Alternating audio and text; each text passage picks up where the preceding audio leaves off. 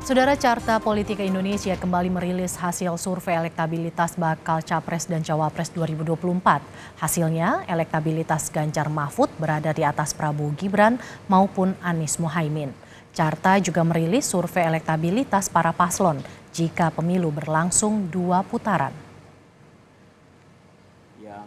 Kita lakukan pada tanggal Survei Carta Politika dilakukan pada 26 hingga 31 Oktober 2023. Hasilnya, pasangan Capres-Cawapres Ganjar Pranowo Mahfud MD memperoleh 36,8%.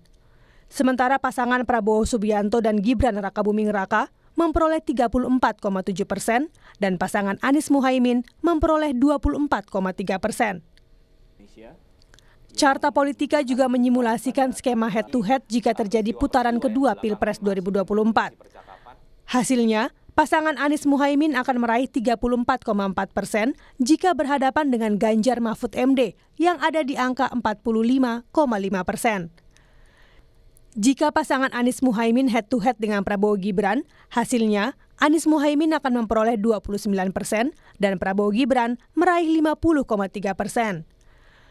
Lalu jika head-to-head terjadi antara Ganjar Mahfud berhadapan dengan Prabowo Gibran, maka elektabilitas Ganjar Mahfud akan berada di 40,6% dan Prabowo Gibran 43,5%. Tidak terlalu jauh berbeda, Ganjar Mahfud ada di angka 36,8%, Prabowo Subianto Gibran di angka 34,7% dan Anies Baswedan Muhaimin di angka 24,3%. Pertarungan ketat terjadi masih dalam konteks Pak Prabowo dengan Mas Ganjar. Dan yang bisa kita simpulkan lainnya adalah ketika nama pasangan ini sudah hampir dipastikan, masuknya nama Mas Gibran menjadi sumber perhatian dari keseluruhan 3 pasang yang maju ini. Survei ini melibatkan 2.400 responden dan para responden dipilih secara acak atau multi-stage random sampling di 38 provinsi.